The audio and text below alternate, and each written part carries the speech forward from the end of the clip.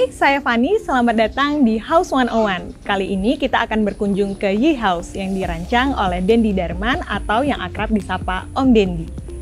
Om Dendi adalah seorang desainer asal Bandung yang mendirikan studio desain yang berkarya di bidang desain bangunan, desain produk, desain interior, dan desain grafis. Namanya Dendi Darman Studio. Yi House merupakan rumah pertama dari pasangan suami istri dengan 2 orang anak di luas tanah 186 meter persegi dan luas bangunan 218 meter persegi.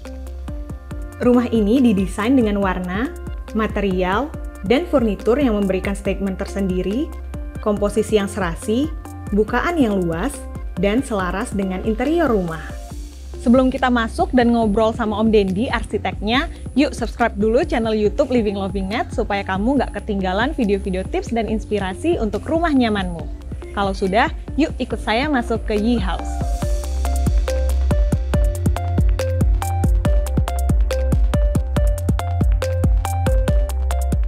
Halo Om Dendi. Halo Fani, boleh silakan masuk Fan. Thank you.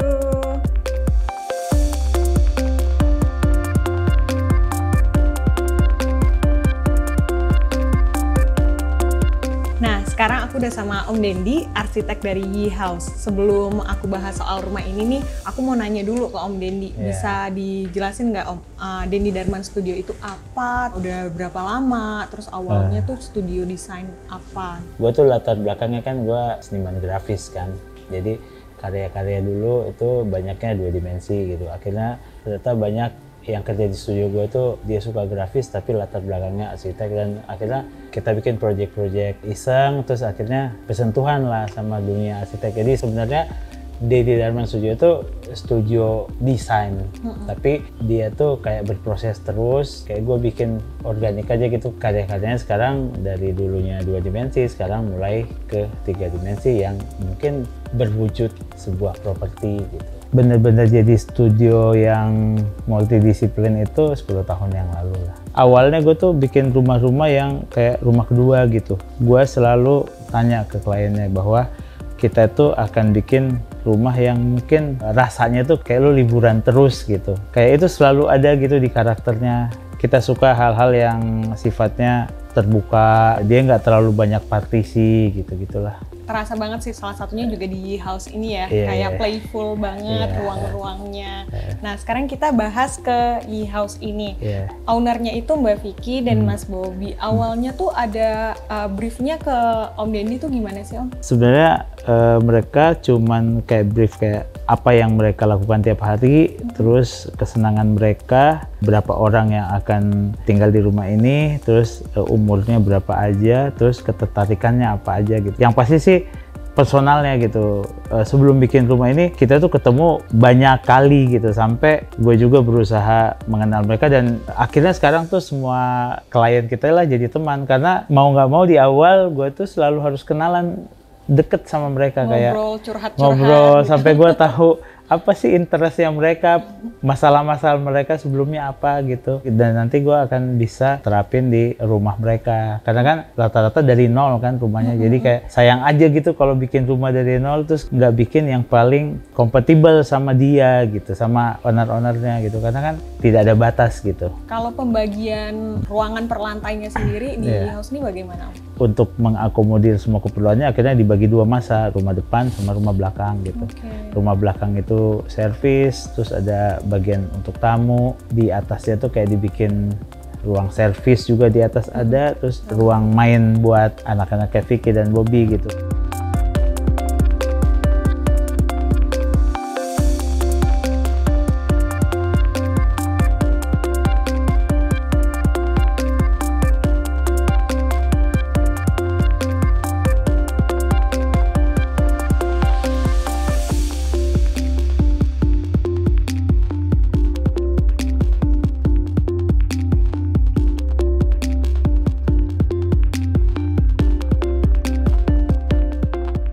Yang di depan ini semuanya jadi satu gitu, kayak ruang TV, dapur bersih gitu, semuanya pantry jadi satu, sama meja makan. Nah di atasnya itu langsung semua kamar, dan kamarnya dibikin kayak kecil-kecil aja gitu, karena kalau menurut gua zaman sekarang itu kamar tuh bener-bener lu naik tuh untuk tidur aja gitu, karena ekspektasinya lebih banyak menghabiskan waktu di ruang utamanya gitu.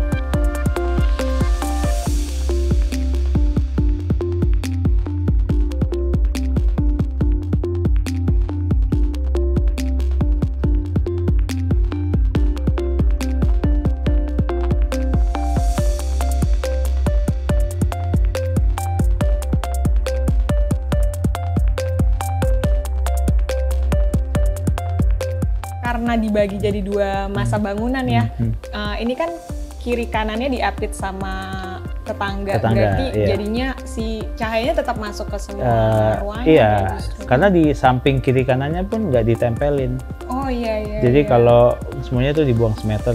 Memang di awal-awal, Om kenapa ini harus dibuang? Sayang nggak sih tanahnya? Walaupun dibuang tapi kan bermanfaat. Kalau gue sih bilangnya kan kita buang tanahnya semeter, tapi kan kita pikir ada manfaatnya nggak? Kalau saya sih cahaya, airflow-nya, nggak ada suara ketok-ketok. Karena dinding lu tuh nggak nyambung sama mereka gitu. Jadi kayak kata-kata dibuang kan memang kadang-kadang kan kayak, hah, gue tuh buang-buang tanah ya.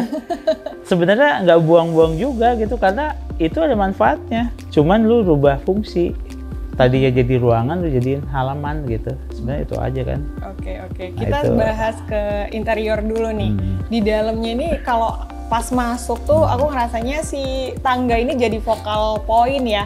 Itu pertimbangannya apa sih? Sebenarnya sih ini dibuatnya gara-gara fungsinya juga. Jadi gue tuh kebayang karena kebutuhannya cuma 2 kamar di atas, akhirnya menurut gue kita nggak perlu ada selasar di atas gitu. Ketika nggak ada selasar berarti kan kita bener-bener dari tangga tuh langsung bisa kebagi 2 kan. Nggak perlu ada koridor kayak gitu-gitu kan. Dan pasti pikir-pikir juga, gue bilang sama Vicky dan Bobi, lu nggak apa-apa tangga jadi ini sangat monumental di rumah lu gitu. Enggak semua orang suka tangga kan, kadang-kadang tangga dianggap diumpetin kan gengges gitu kan, kayak enggak kok, nanti tangganya bikin rumah lu juga kayak dinamis gitu. Dan bener, ini tempat-tempat favoritnya anaknya ternyata tangga ini kayak ada wahana gitu di tengah rumah. Dan siluetnya juga dibikin ringan gitu. Iya, makanya tangganya nggak dicor, nggak di apa, karena menurut saya sih nanti jadi berat banget gitu. Jadi kayak dibikinnya dia materialnya tuh yang ringan gitu. Dia cuma pakai besi galvanis, terus di finishing, terus di bawahnya nggak ditutup gitu. Jadi kayak bener-bener kelihatan aja gitu ada benda asing dalam rumah gitu.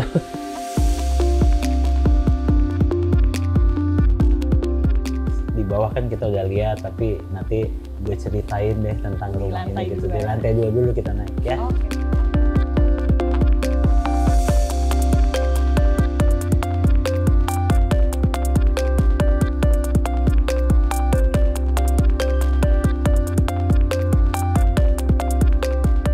Kan aku mau tahu ya Om Dendi backgroundnya dari graphic designer ya. Terus aku setelah muter-muter lihat di house ini, aku jadi penasaran. Ada nggak sih Om pengaruh dari backgroundnya Om Dendi dengan keputusan desain yang Om ambil untuk rumah tinggal? Pasti. Gue tuh sebenarnya lihat sesuatu tuh kacamata gue tuh 2 dimensi. Jadi kalau lo lihat karya-karyanya kita itu selalunya ketika difoto flat gitu, kemungkinan bagus kelihatannya gitu. Jadi secara visual dia tuh 2 dimensi banget. Tapi secara manajemen ruang dia selalu terpisah-pisah gitu. Jadi kayak gue jarang bikin rumah itu yang masanya cuma 1 gitu. Kalau soal pemilihan warnanya sendiri gimana Om? Kalau warna gue biasanya kayak gue tuh kan kayak pengen banget gitu rumah gue tuh tidak terlalu mengintimidasi yang bakal tinggal di situ gitu.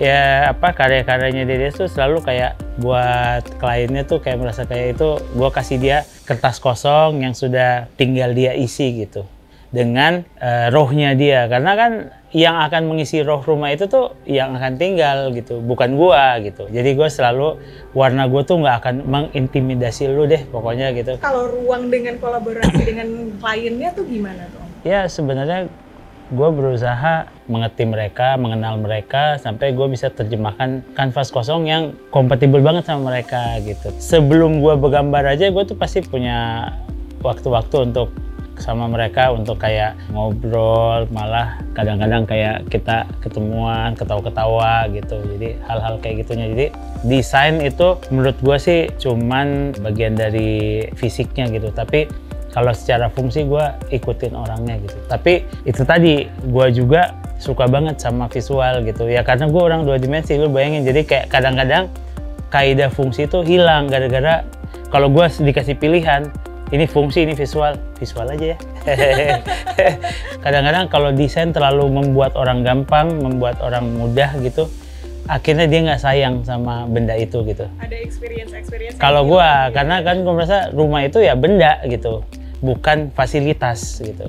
Idealnya desain bagus, fungsi enak gitu kan. Tapi ada titik yang nggak mungkin ideal. Kadang gue tuh bisa nggak jadi bikin rumahnya dia karena gue bilang kayak gue bukan orang yang pantas buat rumah lo gitu, kayak takut lu salah orang gitu. Akhirnya ya mendingan kita jadi teman aja daripada jadi rugi kan, kayak mau bikin rumah sama gue tapi gue ngikutin apa yang lu mau banget gitu. Akhirnya gue nggak jadi diri gue, desain gue nggak all out. Udah aja lu nggak usah bayar gue, lu bikin aja rumah sendiri.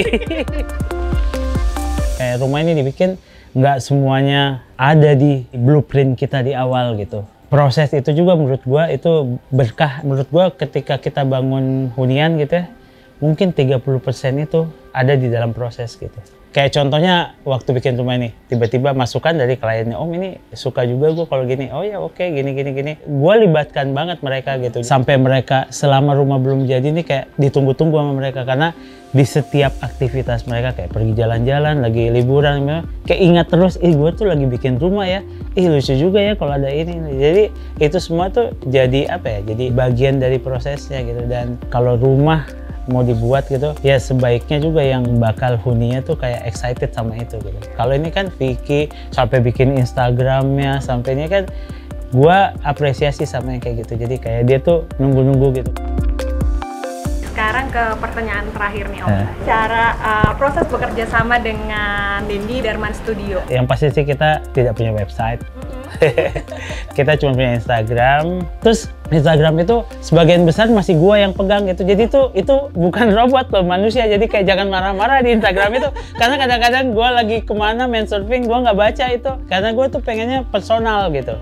Gua tuh pengen banget pertemuannya tuh kayak lebih bagaimana caranya klien itu mengenal kita mengenal klien. Karena kalau menurut gua itu tadi, gua pun bisa bilang ke klien bahwa kayaknya lu salah pilih kalau ternyata pas ketemu fisik, oh ini maunya dia beda, bukan kita studio yang mereka cari gitu. Gua malah rekomendasikan lu lebih baik ke sana deh. Dia teman gua juga gitu. Atau gua nggak kenal dia tapi dia kayaknya lebih cocok bikin rumah lo gitu. Memang bener, jadi kalau misalnya ketemu fisik langsung ketahuan, iya lo bener banget datang ke sini gitu.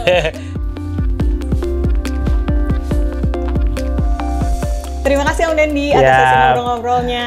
Nah, teman-teman, semoga informasi yang kalian dapat dari Om Dendi tadi bisa menginspirasi dan membantu kamu yang sedang dalam proses renovasi atau membangun rumah. Saya Fani, sampai jumpa di House 101 selanjutnya.